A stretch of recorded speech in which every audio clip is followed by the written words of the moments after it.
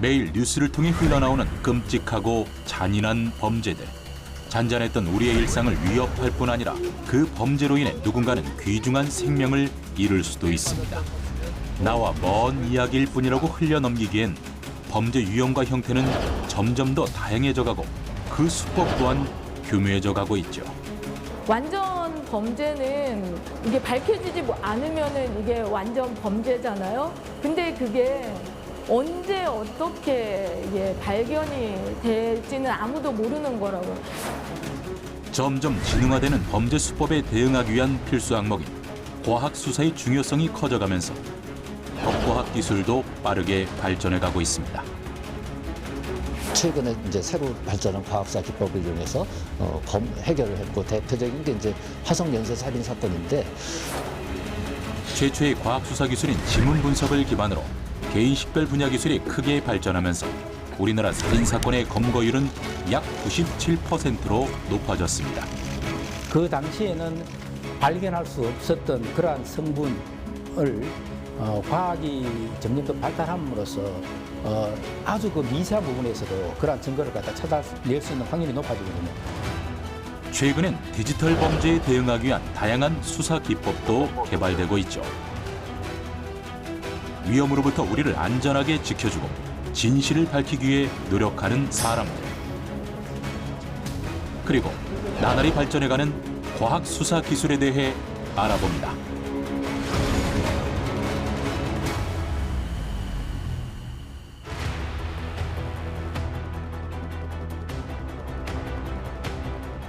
경북 구미에서 3살 여자아이가 숨진 채 발견된 사건. 이 사건의 실체가 아직도 명확히 규명이 되지 않고 있죠. 용의자는 검거됐지만 미스테리한 게 한두 가지가 아닙니다.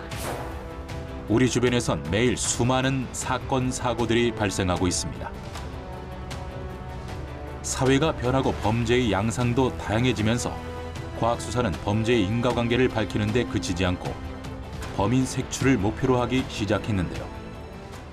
과학수사가 등장한 그 배경을 살펴보면 저희가 현장에서 현장 감식을 위해서 쓰는 그 기법들이 자연과학 분야에 관련된 어떤 혈청학이라든지 동물학이라든지 이런 분야뿐만 아니라 사회학 분야에서 관련된 모든 그 과학들이 융합되면서부터 저희 과학수사에 활용되고 그렇게 그런 지식들을 바탕으로 해서 실체적 진실을 발견하는 데 도움이 되는 이 수사가 되기 때문에 그때부터 과학수사라는 용어를 사용했던 것으로 저는 기억하고 있습니다. 과학수사의 중요성이 커져감에 따라 핵심 분야인 법과학이 떠오르고 있습니다. 사건, 사고의 원인을 밝히고 범인을 검거해 억울한 피해자가 없도록 하려면 증거물을 이용해야 하는데 법과학은 이때 이용되는 학문입니다. 법과학 안에는 화학, 물리학, 생물학, 의학, 공학 등의 자연과학과 심리학, 통계학 등의 인문학이 모두 포함되어 있는데요. DNA와 지문, 미세 증거, 혈흔 형태 분석, 디지털 자료 등을 분석해 사건을 재구성하죠. 초창기에 주로 이제 과학수사 분야는 주로 이제 법의학, 사인을 규명하는 쪽으로부터 시작을 했습니다. 그 후에 주로 이제 화학적인 방법들을 이용한 여러 가지 분석 기법들이 좀 개발이 됐고요. 그 후에 이제 지문이라고 하는 또 기술이 나오고 최근에 이제 DNA 감식, 더 최근으로는 잘 알고 계시는 디지털 포렌식 분야가 또 등장을 했죠. 눈부신 속도로 발전하고 있는 우리나라의 과학 수사. 그 비밀은 포기하지 않는 사람들에게 있습니다.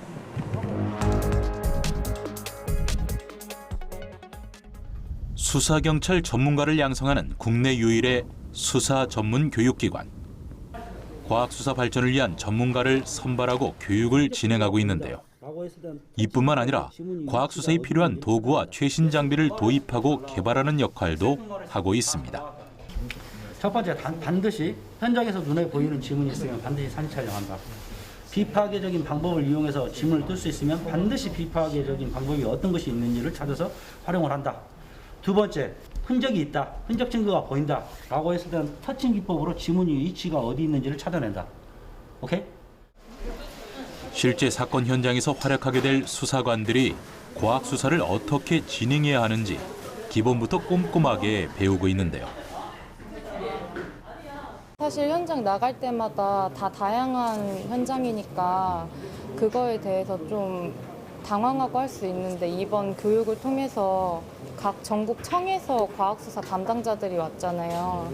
그래서 각 담당자분들이 이제 모여서 다양한 사건, 사고 그런 사례들을 공유하다 보니까 좀 더 현장을 보는 시야가 다양해지지 않았을까, 넓어지거나 그렇게 생각합니다. 지문은 중요한 현장 증거물 중 하나지만 사건 현장에서는 보이지 않는 경우가 대부분입니다. 얘가 지문이란 말이에요. 그렇기 때문에 보이지 않던 지문을 가시화해 용의자의 것과 비교하는 것은 매우 중요한데요. 미세한 가루를 묻힌 고운 붓으로 물체의 표면을 문질러 지문을 현출하고 증강하는 분말법은 가장 널리 알려진 방법이죠. 1948년도에 지문 감식과가 생기고 지문이 계속 고도화 사업을 진행하면서 2002년쯤에 전국적으로 그 지문 자동 시스템이라는 게 보급이 돼요. 보급이 되면서 엄청나게 발전을 시작합니다. 지문이라는 것은 사실 개인 식별에 관련된 거기 때문에 어떤 범죄 현장에서 용의자를 찾아내는 것도 중요한 의무지만 사실 피해자가 누군가를 밝히는 것이 수사의 첫걸음이거든요. 지문 일치 여부는 신원을 확인하는 데 DNA와 더불어 가장 확실한 근거입니다. 수십 년 동안 꾸준히 발전해온 우리나라의 지문 감식 기술은 미국 등 수사 선진국에서도 인정할 정도로 그 수준이 높다고 알려져 있죠. 다양한 도구를 이용해 절단 부위 손상을 확인하는 실습이 한창입니다. 강력 범죄의 경우 은폐를 목적으로 여러 도구를 사용해 피해자의 시신을 절단하거나 훼손하는 사례가 많죠. 현장 과학수사관들은 검시를 통해 발견되는 피해자의 상흔이 어떤 도구를 이용해 어떻게 잘려졌는지를 파악해야 하는데요. 그 패턴을 직접적으로 경험하기 위한 이론 실습 교육을 진행하고 있습니다.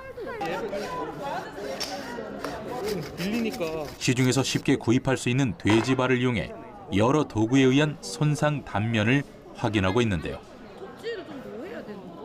사실 그 인체 골격을 자른다는 것은 칼만으로는 쉽지가 않거든요. 어떤 관절 부위를 잘라내기 전까지의 단계는 칼로 하더라도 뼈를 부순다든지 할 때는 토비라든지 기타 뭐 도끼 아니면 더 망치 이런 것도 포함이 될 수가 있고요. 이런 칼을 이용해서 범인이 피해자를 찔렀다라고 생각됐을 때 이 부위의 상처 가령 이제 이렇게 범인이 상흔을 입혔을 때에는 뽑아냈을 때 이런 모양들 사실 육안에서는 뭐 피부만 일부 절개된 것 같이 보이나 실질적으로는 많은 양의 칼 끝이 들어간 거거든요. 그런 것들이 진짜 사실과 부합하는지를 갖다가 실습도 해봄으로써 일단 현장에서 검시를 하는 입장에서는 그런 것들이 매우 필요하다고 생각됩니다. 네. 과학 수사가 발전하면서 현장에서 취득할 수 있는 증거가 많아졌습니다. 과학수사위원은 사건이 발생하면 현장에 가장 먼저 달려가 증거를 수집해오는 매우 중요한 역할을 담당하고 있습니다.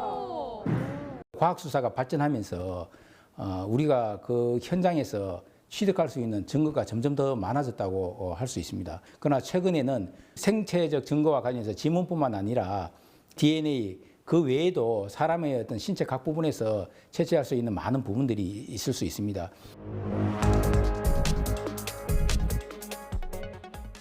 우리나라의 유전자 감식 기술은 세계적으로도 정평이 나 있습니다. 설해마을 영아 살해 사건은 우리나라의 DNA 감식 기술이 세계적인 수준이란 사실을 알려준 계기가 되었습니다. 피의자 강모 씨가 운영하는 축사 주변에서 수색 작업이 한창입니다. 그리고 강호순 연쇄 살인 사건도 검은 점퍼에 묻은 극소량의 DNA로 범인을 밝혀내며 사건을 종결시켰죠. 이춘재가 털어놓은 범행은 생각했던 것보다 더 끔찍했습니다. 우리나라 대표 3대 미제 사건 중 하나였던 화성 연쇄 살인 사건의 범인을 밝힌 것도 발전된 DNA 감식 기술 덕분이었습니다. 이번에 추가로 밝혀진 할머니로 불린 A씨입니다. 2021년 대한민국을 떠들썩하게 했던 구미 3세 여아 사망 사건도 DNA 감식 기술이 큰 역할을 했는데요. DNA 화학 분석과의 이처럼 많은 사건들을 해결해준 중요한 기법이라 할 수 있죠. 대검에서 모두 친모인 것이 확인되면 국내의 한 대학교 바이오 포렌식 연구소.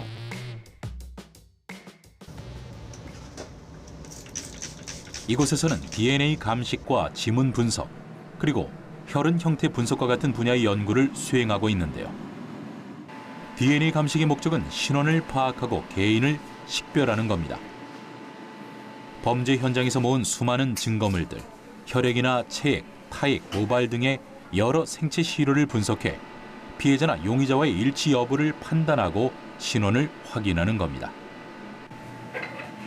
우리나라는 1992년 처음으로 DNA 감식 기술을 수사에 도입했고 2010년부터는 범죄자 DNA 데이터베이스를 구축해 오랫동안 미제로 남겨져 있던 수천여 건의 강력 사건의 범인을 찾아내는 성과를 냈습니다.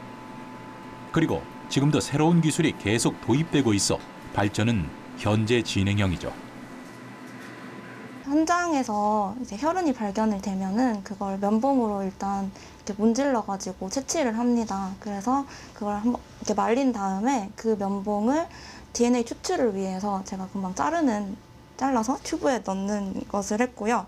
그 이후에는 이제 DNA 정제 과정을 거쳐서 DNA를 뽑아내는 과정이고요. 그다음에 DNA가 얼마나 들어있는지를 판단을 한 다음에 마지막으로 DNA 그 신원을 알 수 있는 DNA 프로필을 얻는 과정을 거치게 됩니다. STR 분석법은 가장 보편적으로 활용되는 표준 기술입니다. 유전자 성분을 정밀하게 분석하는 기술인 거죠. 유전자마다 갖고 있는 고유의 염기 서열 형태를 비교하는 건데요. DNA를 구성하는 염기 분자 4종인 아데닌, 구아닌, 티민, 시토신의 배열이 사람마다 다르다는 점을 이용해 신원을 확인하는 기법입니다.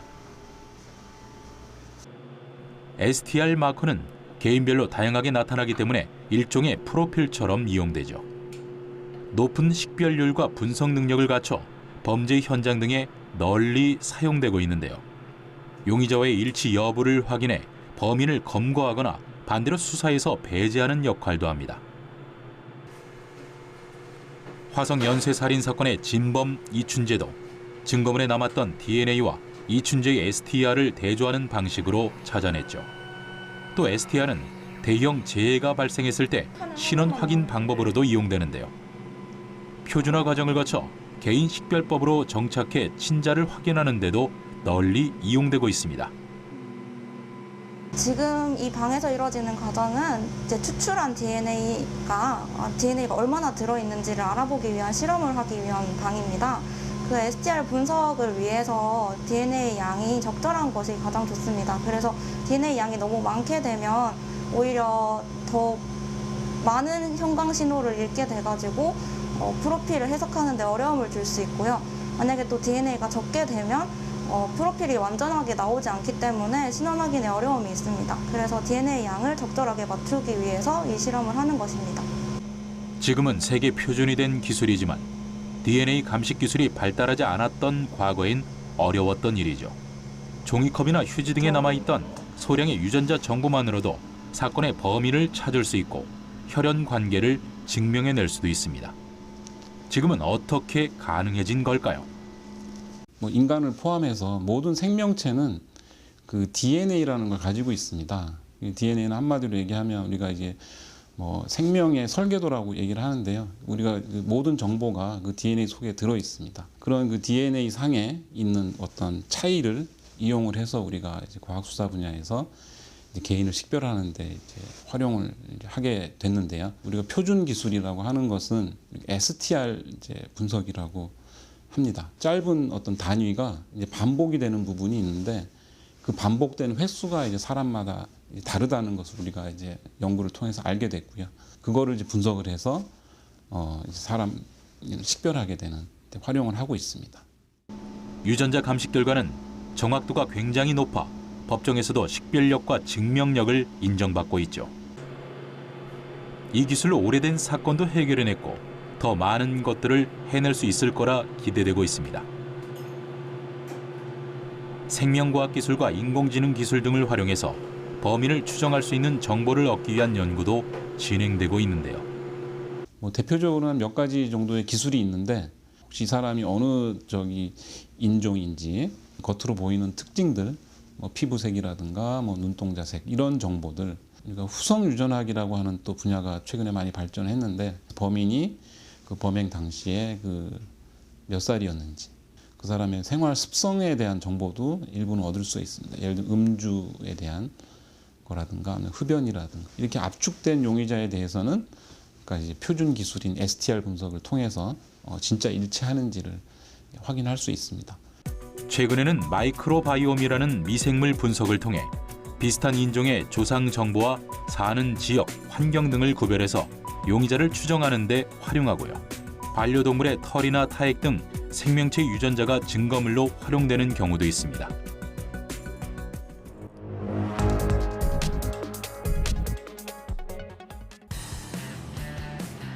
혈흔 형태 분석이란 피가 많이 남겨져 있는 현장에서 남겨진 혈흔의 모양을 분석하는 걸 말합니다. 범죄 현장에서 어떤 일이 있었는지 밝히고 범인의 거짓말을 밝혀내는 역할도 하죠. 혈흔 형태 분석은 사건 현장에서 피가 튄 모양을 보고 그 위치에서 피해자와 가해자의 사이에서 어떠한 행위가 벌어졌고 그 사이에서 어떠한 도구를 썼는지를 확인할 수 있는 분석법입니다.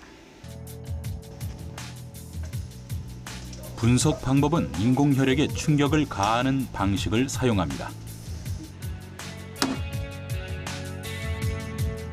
도구를 통해 가격을 한 후에 나타난 혈흔을 보면 거리에 따라 달라진 모양을 확인할 수 있습니다. 혈흔이 만들어졌을 때 꼬리와 머리 부분이 생기는데 화살표의 화살표의 시작 부분은 꼬리가 향하는 부분을 의미하게 됩니다. 머리가 시작하는 부위를 통해서 출혈부가 어딘지를 확인할 수 있게 됩니다. 도구를 통해 가격을 한 후에 나타난 혈흔을 보면 거리에 따라 달라진 모양을 확인할 수 있습니다. 혈흔 형태 분석을 하게 되면 궁극적으로는 그 범죄 현장에서 어떤 행위들이 있었는지, 어떤 도구로 이제 이런 범행이 일어났는지, 어느 지점으로부터 피가 이렇게 튀어나갔는지를 분석을 하게 되고요. 이게 이제 보통 사건에는 이렇게 많이 사용되지 않는데, 3명이 있다가 1명이 죽었는데, 2사람 중에 1명이 분명히 범인인 거는 알고 있는데, 거기에 대한 명확한 증거가 없을 때, 이제 그렇게 좀 특수한 케이스에서 특히 이제 큰 역할을 하고 있습니다.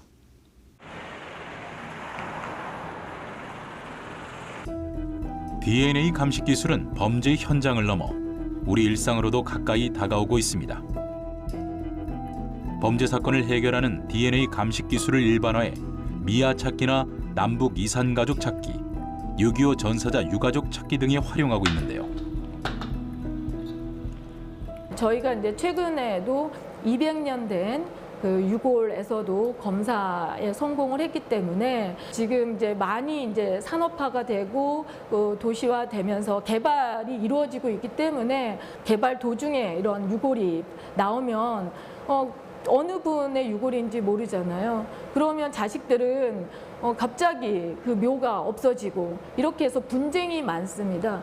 이런 일이 발생했을 때도 민간에서 정확하고 빠르게 검사가 가능하기 때문에 그런 많은 사건들을 저희가 해결해 드렸습니다. 유전자 감식 시약 개발 연구도 진행하고 있는데요. 한 번의 시험으로 총 20개의 유전자 마커가 동시에 증폭할 수 있는 시약을 국산화했고, 최근에는 24개 유전자 증폭 시약 국산화에도 성공했다고 하죠. 유전자를 많이 보면 많이 볼수록 정확한 친자 관계 증명이 가능하게 됩니다. 기존의 16개 마커로는 99.9%로 친자 관계가 성립이 된다는 이제 보고가 있다 그러면 지금 20개 마커로는 99.99%로 더 정확도가 높아질 수 있기 때문에 그 유전자 마커를 많이 보면 많이 볼수록 정확도는 그만큼 높아지게 됩니다. 창과 방패의 싸움. 범죄는 진흥화되어 가고 수법은 점점 더 교묘해져 가죠. 범인들은 본인의 흔적을 감추기 위해 노력하지만 DNA 분석 기술을 다루는 연구진들은 이를 가만히 두고 보지만은 않습니다. 향후는 DNA 몽타주라는 그런 기술도 개발이 돼서 유전자형으로 범인을 그 외형적인 모습을 추정할 수 있는 이 사람의 눈동자가 갈색인지 머리카락은 어떤 색인지 이렇게 몽타주까지 그릴 수가 있는 이런 기술이 더 발전이 되면 범죄 현장에서 침 한 방울이라든지 머리카락 한 올로 정확하게 범인을 잡을 수 있게 되는 겁니다.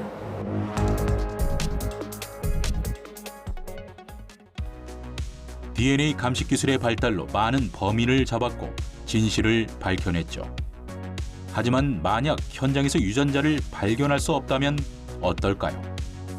미세 증거물은 100여 년 전 프랑스의 에드몽 로카르 박사가 처음 제안한 건데요. 박사는 모든 접촉은 흔적을 남긴다는 유명한 말을 남겼죠. 순천향대 법과학대학원의 홍성국 교수는 국내의 미세 증거물 개념을 처음 소개한 것으로 알려져 있습니다.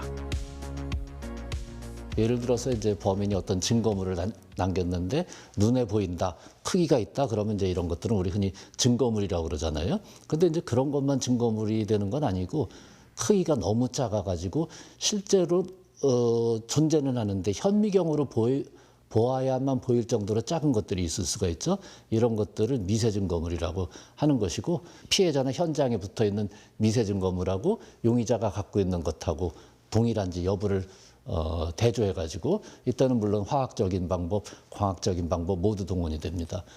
대조해서 동일하다면은 용의자가 현장에 있었다, 피해자랑 접촉했다 이렇게 이야기를 할 수가 있는 겁니다. 널리 알려진 연쇄 살인 사건에서도 DNA와 동시에 미세 증거물 채취와 분석이 범인을 검거하고 사건을 해결하는 데 큰 역할을 했습니다. 패턴 증거란 하나의 물체가 다른 물체와 접촉할 때 남겨지는 특정 패턴이 있는 모든 증거를 의미하죠. 대표적으로 지문과 족적이 있는데요. 그중 족적이란 신발 밑창이 바닥에 닿았을 때 압력에 의해 생기는 신발 흔적을 말합니다. 신발 밑창의 패턴뿐 아니라 사람의 걸음걸이나 습관에 따라 신발 밑창이 닳는 형태와 긁힌 형태가 달라 고유한 족적을 만들게 되죠. 이 과정은 정전기를 일으켜서 그 전사지에 먼지가 달라붙어 눈으로 족적을 볼 수 있게 해주는 과정입니다. 정전기 전사법은 바닥 표면에 남겨진 먼지 족적을 채취하는 방법 중 하나인데요.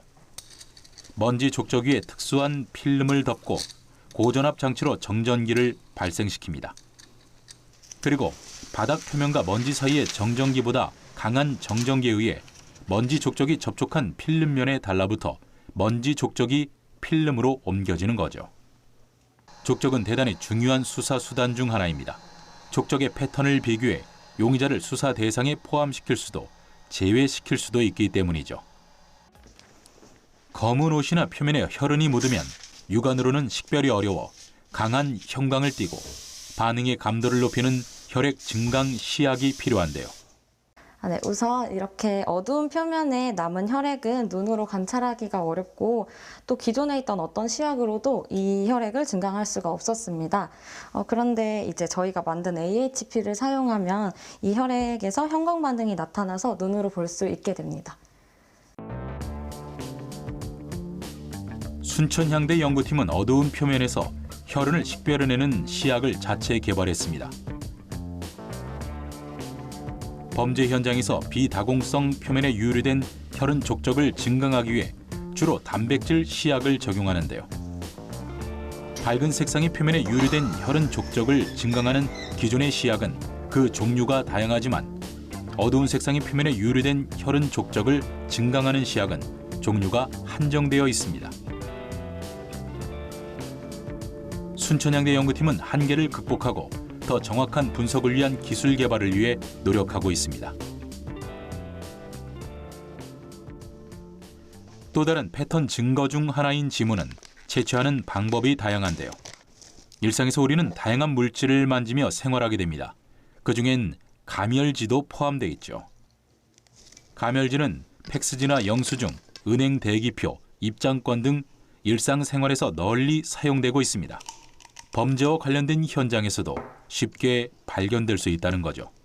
따라서 감열지에서 잠재 지문을 현출하는 일은 감열지에 접촉한 사람의 신원을 확인할 수 있는 하나의 수단이 될 수 있기에 범죄 해결에 큰 도움을 줄 수 있습니다. 보통 증거물에서 지문을 많이 채취를 하는데요. 이제 기존에 나와 있던 시약들을 영수증에 처리하게 되면 영수증이 까맣게 변해서 지문을 찾을 수가 없습니다.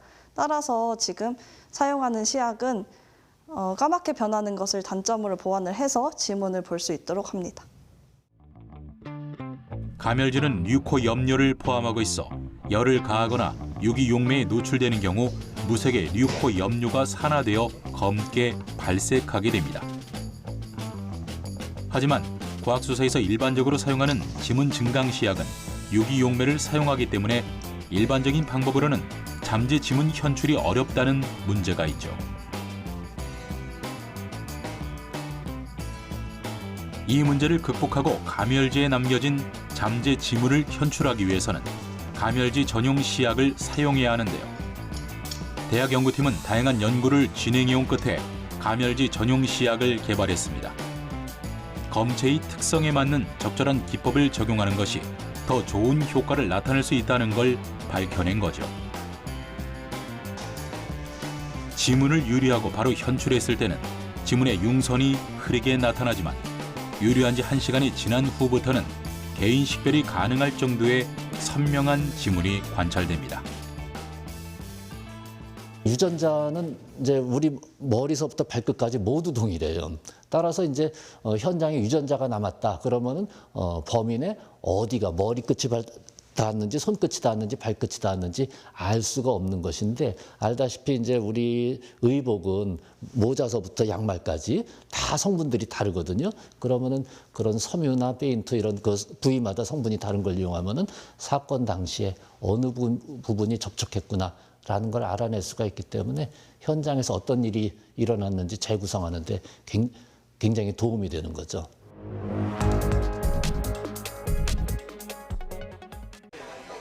사건 사고는 언제 발생할지 모르죠. 우리는 그 일이 왜 일어났는지 알아야만 같은 일이 반복되지 않습니다. 수많은 인명피해를 낳은 사건이라면 더더욱 그렇습니다.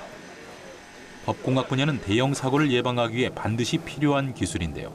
2009년에 발생한 부산 실내 사격장 화재 사고 현장을 시뮬레이션한 모습입니다. 현재 효율적으로 화염이 아주 짧은 시간 내에 이렇게 분출이 되는 걸 보실 수가 있고 약 한 8초 정도가 지나면 전체 휴게실 자체가 화염하고 거름으로 가득 차는 모습 등을 지금 시뮬레이션을 통해서 확인하실 수가 있습니다. 그래서 굉장히 사고 자체가 짧은 시간 내에 화재 확산이 빨리 일어났다라는 것을 시뮬레이션을 통해서 확인하실 수가 있습니다. 사건 사고가 발생했을 때 정확하게 원인을 분석하고 사건의 책임을 판단하기 위해서는 과학적이고 공학적인 증거의 체계적인 사고 조사가 필수죠. 사고 분석을 위해서는 주로 기계 또는 화공, 전기, 건설 등의 아주 종합적인 지식이 필요한데 특히 붕괴 사고라든지 또는 폭발, 화재 사고, 또 인체와 관련된 사고 등은 이 사고 재현 자체가 어렵고 그 사고에 대한 어떤 메커니즘, 사고의 메커니즘과 원인을 추정하기 위해서는 굉장히 좀 어떤 특별한 기술이 필요하게 됩니다. 그 특별한 기술이 바로 시뮬레이션입니다. 사고조사 원인 분석의 결과의 객관성과 전문성을 담보하기 위해서는 각종 원인을 분석할 수 있는 기술 개발이 필요하죠. 일반 기기의 관점보다는 경험이 필요한 분야인데요. 분석 기술 중에서도 공학적인 기법을 어떻게 활용할지에 대한 부분들이 같이 가미가 되어야 하기 때문에 과학적인 지식이 많이 필요합니다. 이 장비는 로프를 당겼을 때 얼마만큼 힘이 걸리면 끊어지는, 파단되는 정도를 측정하는 장비라고 생각하시면 되겠습니다.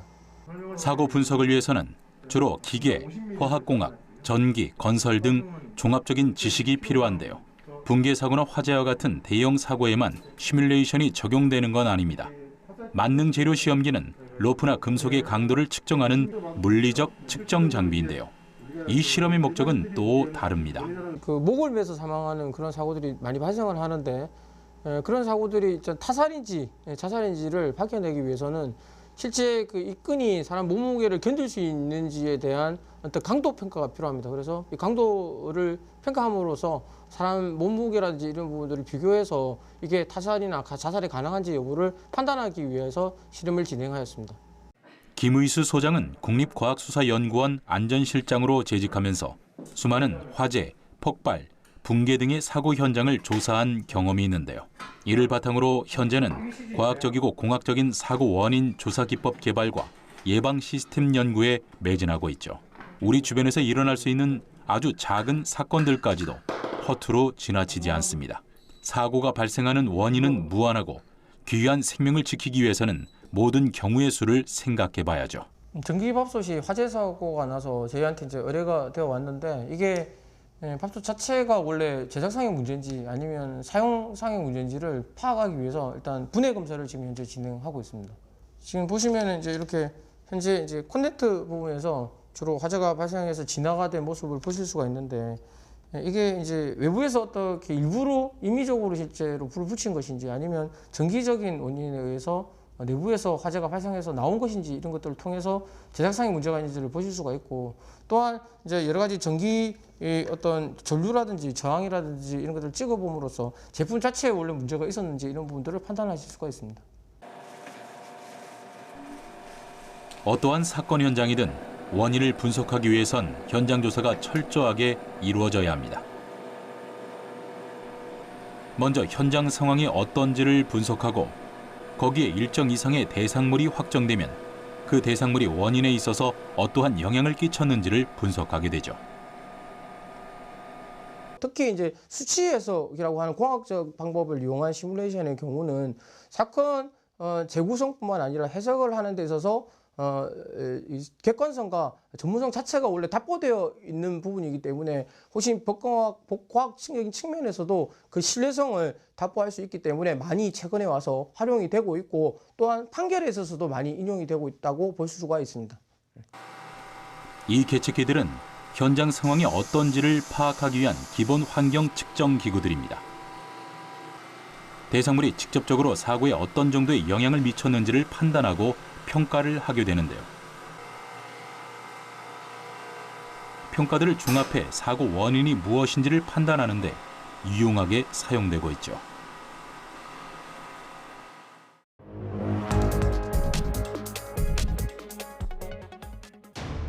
대한민국 과학수사의 중심이라 불리는 국립과학수사연구원. 최근 IT 기술의 발달로 디지털 오디오 포렌식이 중요해지고 있죠. 이곳에서는 디지털 포렌식뿐 아니라 보이스피싱 범죄의 목소리를 분석해 범인을 잡아내는 첨단 수사도 이루어지고 있는데요. 네, 여기는 저희 오디오 포렌식 업무를 수행하고 있는 오디오 미디어 연구실 실험실입니다. 있는 상태라서 은행 측에서 확인이 좀 불가능하시고 직접 오셔가지고. 네, 확인 감사합니다. 저 55만 원. 흔히 알고 있는 음성 파일이 2개가 들어왔을 때 동일인이냐 아니냐 이제 이런 것들에 대한 분석을 하고 있고 그 다음으로는 제시된 증거물이 그러니까 원본 파일이냐 아니냐 이제 이런 진위 여부를 판단하는 업무도 하고 있고요. 약간 노이즈한 환경의 음성 신호를 혹은 오디오 신호를 노이즈를 제거해서 좀 클린한 신호로 만들어주는 이런 업무를 수행하고 있습니다. 1970년대 미국의 워터게이트 사건으로 오디오 포렌식이란 개념이 처음 확립됐습니다. 우리나라에는 1987년 7월 1일 음성연구실이 생기면서 그 기반을 다졌죠. 그리고 현재 수많은 금융사기로 인해 오디오 포렌식의 중요성은 높아져 가고 있습니다. 그래서 국가수는 금융감독원과 협약을 맺고 매주 약 200여 건의 신고 데이터를 받아 자료를 축적하고 있다는데요. 여기 보시면 범죄 사기범 목소리가 약 한 7,900여 점 정도 등록이 되어 있는 상태입니다. 그래서 실질적으로 저희가 분석하고자 하는 파일이 수사기관에서 의뢰가 되면 이제 이 시스템에 돌려보는 거죠. 이게 하나 의뢰된 파일이라고 한다면 한번 들어보시죠. 저희가 본인이 사건 번호 안 해보는 거예요? 사건 번호 안 해보는 거예요? 본인 성은 어떻게 됩니까? 여기서 만약에 이 파일하고 이 전체 790여 개 중에 비교를 한다라고 하면 컴페어를 눌러주면 이 파일과 가장 유사한 게 이걸로 나왔습니다. 내가 본인 그 사건번호 안 해보는 거예요? 사건번호 안 해보는 거예요? 본인 성은 어떻게 됩니까? 오늘 취침하시기 전까지 인아웃 작업 24시간 동안 통화할 수는 없고. 이렇게 여기서 이 2개 파일 가지고 좀 정밀하게 분석을 합니다. 이처럼 사기범의 목소리만 잘라서 축적하고 데이터베이스화하면 추후 분석을 통해 여죄를 추궁하는 데 도움을 줄 수 있고요. 급증하는 금융사기를 예방하는 효과도 볼 수 있습니다. 보이스피싱 범죄는 데이터가 많이 쌓이면 쌓일수록 분석하는 입장에서는 많이 유리한데요. 여러분들이 1, 2분 정도 통화를 하셨다고 하더라도 그런 데이터들이 저희한테는 좀 유용하게 사용될 수 있거든요.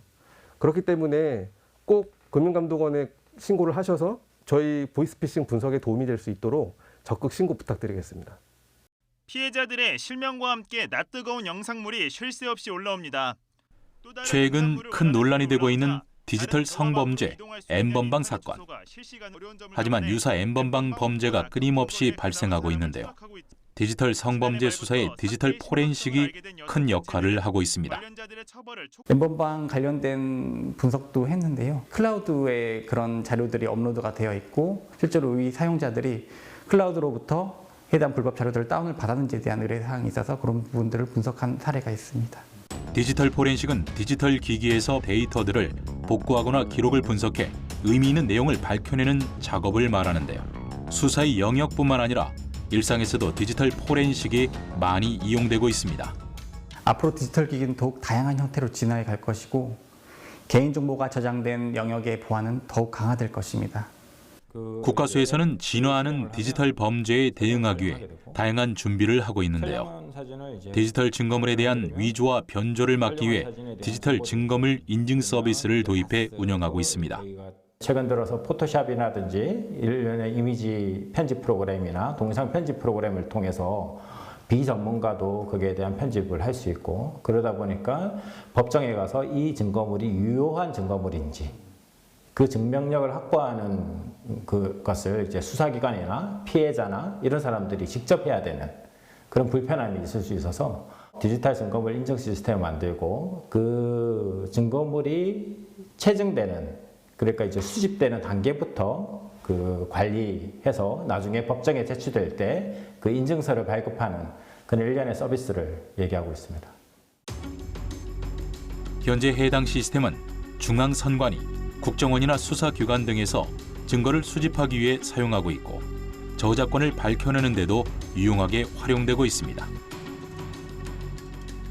디지털 인증 시스템을 도입하게 되면 처음에 체증할 때, 처음에 도입할 때 해시값을 추출해놓고 그리고 나중에 법정에서 그 전자지문값을 검증하는 방법으로 사용할 수 있기 때문에 중간에 이게 위변조됐는지 조작됐는지 그런 이제 의심을 이제 줄일 수 있게 되는 거죠.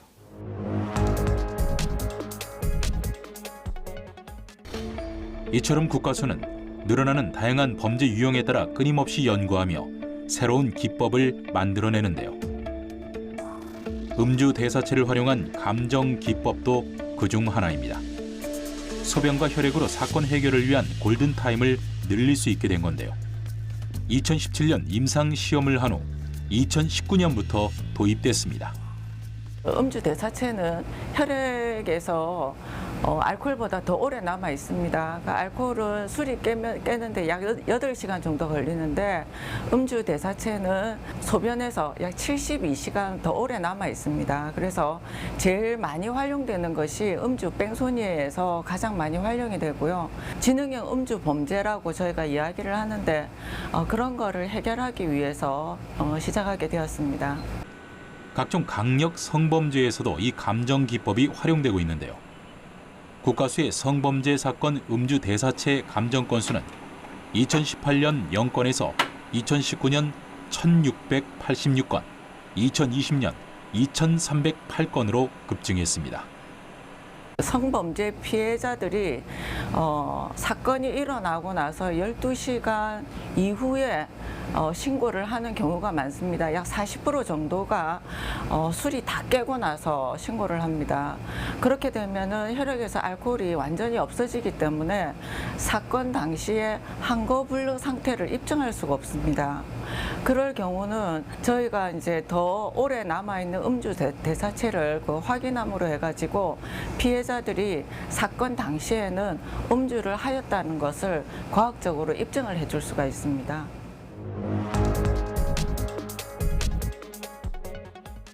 지난 9일 밤 경북 청송의 한적한 시골 마을 회관에서 소주를 나눠 마신 주민 2명이 갑자기 쓰러졌습니다. 2016년 봄에 발생한 청송 농약 소주 사건. 증거물 확보와 탐문 수사의 어려움으로 사건은 장기화될 조짐이었는데요. 주민들이 수사에 거부감을 보이면서 기존의 약물 분석법으로는 불가능했던 것을 동위원소 분석법을 적용해 범인을 확증했고 그렇게 사건이 해결됐습니다. 전통적인 화학의 성분 분석을 통해서 볼 때는 같은 성분의 물질이 나오면은 더 이상 그 동일성을 논단하기가 어려운 면이 있습니다. 그럴 때 그 같은 성분의 물질이라도 그들이 차이가 있는지 없는지를 확인하기 위해서 사용하는 기법이라고 보시면 됩니다. 산소의 질량은 보통 16 정도인데요. 18 정도로 무거운 것도 있죠. 이러한 무거운 산소 질량이 자연 속에서 0.2% 정도 됩니다. H2O와 16인 산소가 만나면 무게가 18이 되는데 질량이 18인 것을 만나면 20이 되죠. 결국 보이지 않고 느낄 수는 없지만 우리 자연에는 이처럼 두 개의 질량이 다른 물 분자가 있다는 겁니다. 그 각 집마다 한 9개 브랜드사의 제품을 이렇게 갖고 왔는데 9개 브랜드사가 다 동위원소 비가 다른 거예요. 그 원료가 다른 지역에 와서 만들어졌을 경우에 같은 물질이지만 동위원소 비가 다르게 존재하게 되는 것이죠. 이제 그런 원리를 이용하여서 어디서 왔을까 내지는 같은 건지 이런 것을 이제 보게 되는 것입니다. 동위원소 기법이 처음 사용된 건 쥐식빵 사건입니다. 빵집에서 산 밤식빵 안에 쥐가 들어있다는 글과 사진이 온라인상에 퍼져 충격을 남겼는데요. 수사 결과 사건이 조작되었다는 사실이 드러났죠. 경쟁업주가 몰래 들어가 식빵에 쥐를 넣었던 건데요. 옛날 같으면은 같은 밀가루이기 때문에 더 이상 분간이 안 되는데 이제 동위원소 기법을 하여 땅콩이 용의자의 집과 같은 거고 밤도 용의자의 가게에 있는 밤과 같은 거고 밀가루도 이제 용의자의 가게에 있는 것 같은 거고 이런 식으로 이제 구분을 할 수 있게 되었습니다. 그리고 동위원소 기법은 나날이 발전해 가고 있습니다. 최근에는 한국인의 치아를 수집해 데이터베이스를 만드는 작업을 진행 중이라고 하죠. 특히 그 ICT 기술은 세계 최고의 기반입니다. 그래서 우리나라의 그러한 기반 속에서 또 역시 그 과학 수사가 나오는 것이기 때문에 우리나라 그 최고의 그 과학 기술과 동일하다고 보면 좋겠습니다. 가장 중요한 건 우리의 안전과 생명입니다. 생명은 그 어떤 것과도 바꿀 수 없고 값으로 매길 수도 없습니다. 위험으로부터 우리를 보호하고 잔혹한 범죄를 저지른 범죄자를 잡아 그에 상응하는 벌을 줘야 하기에 과학수사를 돕는 법의학과 법과학, 법공학은 모두 귀한 기술들입니다. 과학이 발전할수록 범죄도 날로 지능화된다고 말씀을 할 수가 있습니다. 과학적인 기술이 발달은 하고 있지만 범죄 역시 사이버 영역을 넘어가서 범죄를 하기 때문에 역시 과학 기술과 더불어서 범죄도 아마 발전하는 그래서 이제 그게 과학수사가 계속 필요하겠죠. 사건 사고는 언제 어디서든 당할 수 있기에 과학 수사에 대해 더 많이 주목할 필요가 있습니다. 우리의 작은 노력과 관심이 더 안전한 사회를 만들 수 있습니다.